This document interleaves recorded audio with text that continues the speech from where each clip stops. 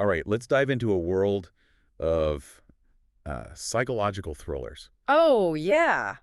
You guys have sent us a ton of stuff about The Silence of the Lambs. Yeah, it seems like, More than just a scary movie, right? oh, way more. This is a whole franchise. It is a whole world, isn't it? You've got books and movies and even a TV series. I mean, think about this back in '91, the movie adaptation of The Silence of the Lambs. Yeah. It won all 5 major Oscars, I know. which basically never happens. That's huge. Best picture, director, actor, actress, adapted screenplay. the whole thing. It really makes you wonder, like, what was it about this story that grabbed everyone's attention? Yeah, what was so special about this one? Well, I mean, you have Clarice Starling, this ambitious FBI trainee, Right. going up against Hannibal Lecter, Oh, yeah. this brilliant psychiatrist who also happens to be, well, a cannibalistic serial killer. Yeah, and it's that psychological tension. Oh, gets under your skin. There's that power dynamic, especially with gender roles. Right, and that blurring of good and evil. It's not so clear. Not at all. And you can't talk about this movie without talking about Hannibal Lecter,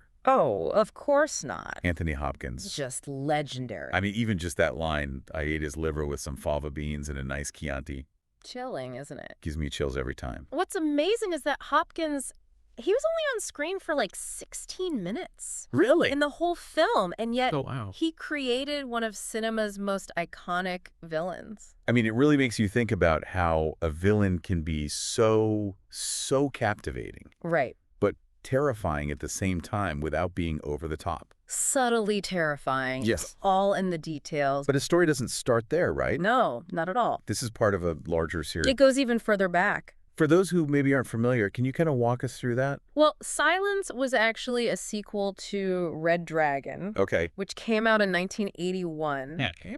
and introduced Will Graham, this profiler, Okay. who's incredible at getting inside the minds of killers. So we meet Hannibal Lecter even earlier, We do. but he's not the main villain. Not in Red Dragon, no. Okay. The focus is on the Tooth Fairy killer. Oh, right. But Lecter's there as a consultant, which is... Oh, that's so creepy. I know. This unsettling alliance between profiler and cannibal. That's so interesting. And there are 2 films, right? 2 adaptations. There are. Manhunter came out in '86. Okay. That was the first time we saw Harris's work on screen. And then the other one was in 2002. 2002, with Hopkins back as Lecter. Oh, wow. It was interesting because they leaned into that continuity. Oh, for sure. You know, having Hopkins reprise his role, it Yeah. was familiar for the audience. Right. But Manhunter had its own style. Right, It's worth watching, even if it's a little different from the later films. Okay, so then the next chapter in the story is Hannibal, right? Cannibal. Both the novel and the movie. Yes, the book came out in '99 and the film in 2001. And that takes place years after Silence of the Lambs. Years after Okay. we see what's become of both Lecter and Clarice. But this one was a little controversial It stirred up some trouble, didn't it? because Julianne Moore played Clarice. Yeah, big shoes to fill. I mean, after Jodie Foster, It's hard for audiences to accept a new face. for sure. I mean, they're both amazing actresses. Oh, absolutely. I think it's just hard to see someone else. I get that. It's more about, each bringing their own strengths to the role. Right. Their own take on it. Yeah. Plus, Hannibal took some liberties, right? Some liberties with the source material. It was more graphic. Much more stylized. And they changed the ending, didn't they? They did, which some fans were not happy about. Yeah. It really raises the question of, how close should an adaptation be? Yeah. Where do creative liberties go too far? That's the question, isn't it? The eternal debate. But we can't forget about Hannibal Rising, Oh, the prequel. going all the way back to his childhood. Back to the beginning, trying to figure out what made him who he is. Prequels are tough, right? They are. You risk simplifying things Yeah. or making the villain too sympathetic. Or just ruining the mystery. Exactly. Do we really want to know why he became a monster? Does it take away some of the scariness? It might. I think that's why a lot of people think Hannibal Rising isn't as good as the others. Maybe. It definitely didn't have the same psychological depth. Yeah, and I think sometimes it's scarier not knowing. Sometimes the unknown is the most frightening thing. Definitely, but we haven't even talked about the TV series. Oh, that's where things get really interesting. A very different approach, right? Very different. For those who haven't seen it, can you set it up? So Brian Fuller, he's the creator. Okay. He reimagined the story, gave it a modern feel. All right. It focuses on Lecter and Will Graham. But before Lecter's capture. Before, yeah. That's interesting. So we're seeing that cat and mouse game. Exactly, but before their roles are defined. Oh, that's really cool. It's like watching a chess match, but you don't know who's playing white and who's black. Oh, I like that. And Mads Mikkelsen as Lecter. Oh, he's incredible. He's so chilling but charismatic. I know, you can't stop watching. Exactly. So it's less about solving crimes and more about their relationship. Much more, it's a psychological dance. And you know how it ends, but... But the journey is what keeps you hooked. And visually, I've heard it's stunning. It is. The cinematography is amazing. Yeah. Really vivid imagery, often surreal, and the dream sequences. Yeah. Haunting. Wow. Truly haunting. So we have the books, the films, and then this visually stunning, psychologically driven TV series. It's a full universe. And it seems like they weren't afraid to push boundaries. No, not at all. But what about its lasting impact? Oh, it definitely left its mark. What do you think its legacy is? Well, The Silence of the Lambs changed how we saw villains.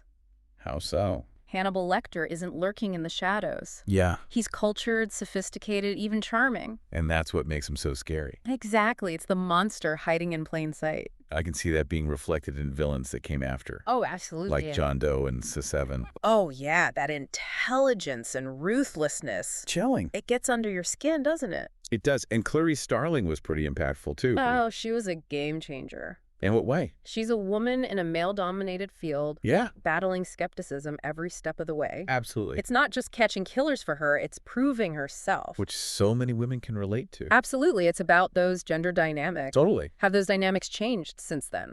That's a great question. Both in fiction and reality. Because, I mean, this film came out over 30 years ago, And it's still relevant. but it's still so relevant. Why? Why do you think? I think maybe it speaks to our fascination with the dark side of humanity. Perhaps it's like we can't look away. And how do you think it's influenced the thriller genre?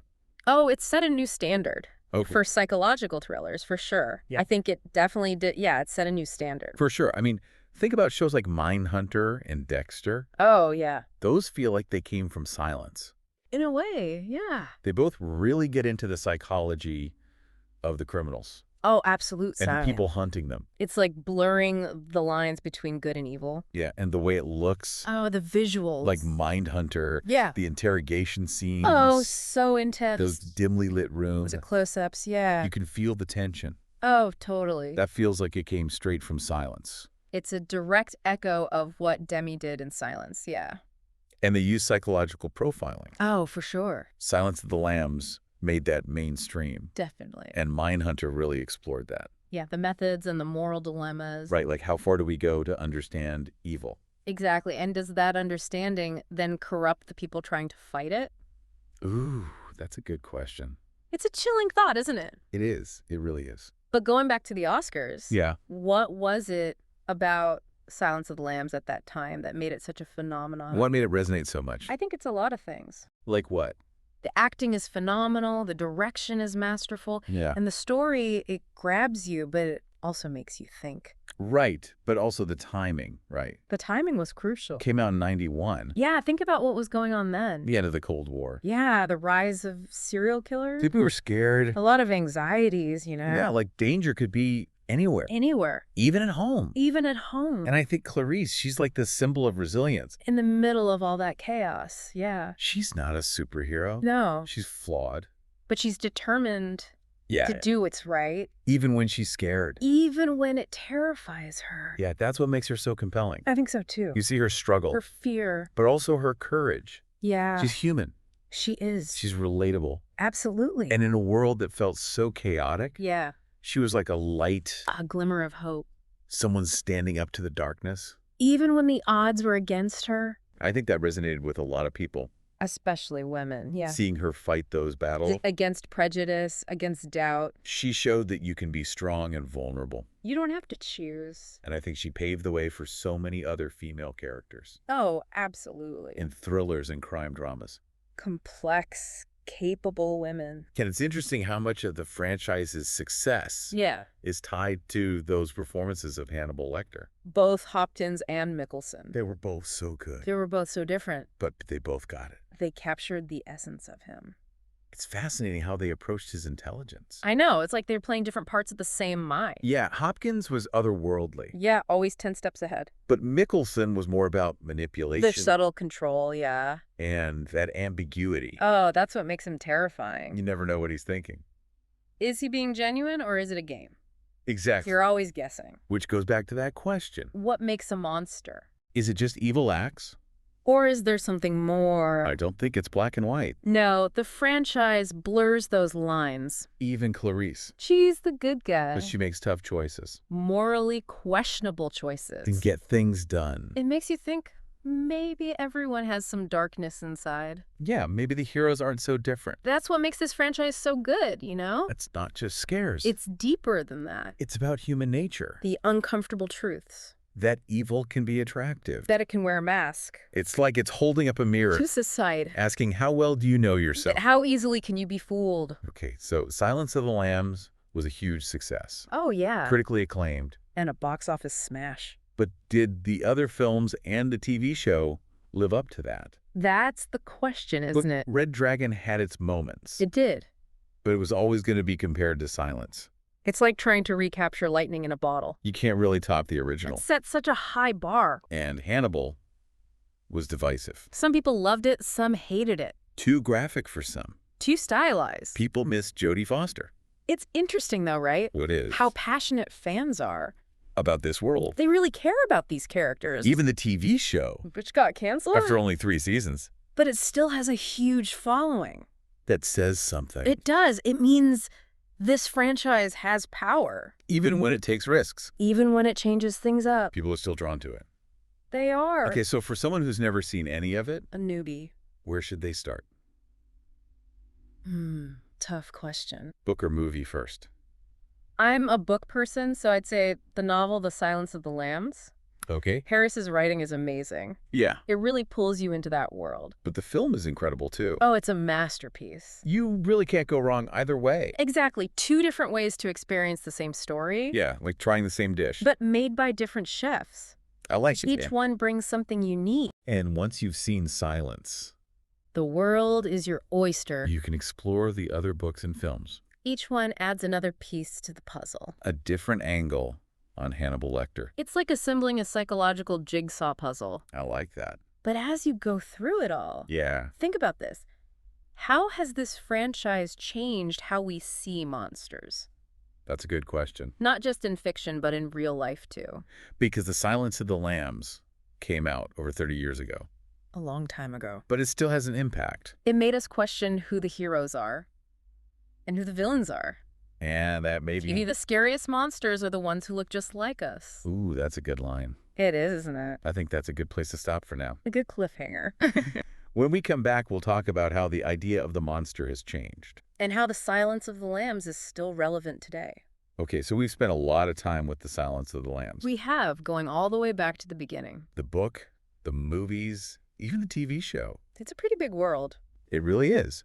But why do you think it's been so successful? Why does Hannibal Lecter keep drawing us back in? Yeah, what is it about this franchise that people love so much? I think it goes beyond just entertainment, you know? What do you mean? Like The Silence of the Lambs. Yeah. It got at something deep, something primal. Oh, okay. That fascination with the dark side of humanity. Right, we're drawn to it, but it also kind of repulses us.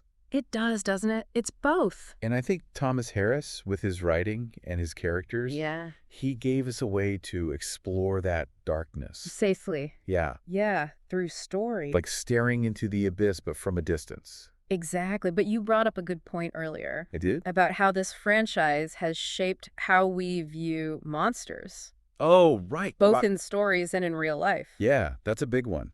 So how has it changed things? Well, before The Silence of the Lambs, Yeah. monsters were easy to spot. Yeah. You know, they were these grotesque creatures. Right, hiding in the shadows. Yeah. But Hannibal Lecter, he changed the game. How so? He's a monster hiding in plain sight. Oh, I see. A wolf in sheep's clothing. He's not what we expect a monster to be. Not at all. He's brilliant, he's charming, he's sophisticated. And that makes him even scarier. Absolutely, because it means evil can be disguised.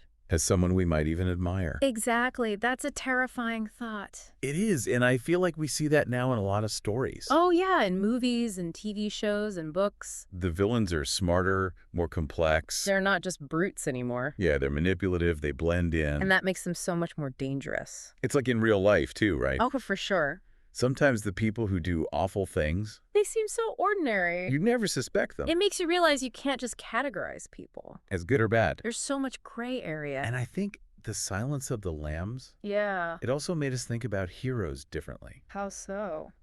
Clarice Starling, she's brave, she's tough. But she's not perfect. Not at all. She's flawed, she's vulnerable. He makes mistakes. She has to compromise to get things It done, makes her more real, more human. and that's why we connect with her. I think so too. She's not a superhero, she's just a person Trying to do the right thing. in a really messed up world. A world where the lines are blurred.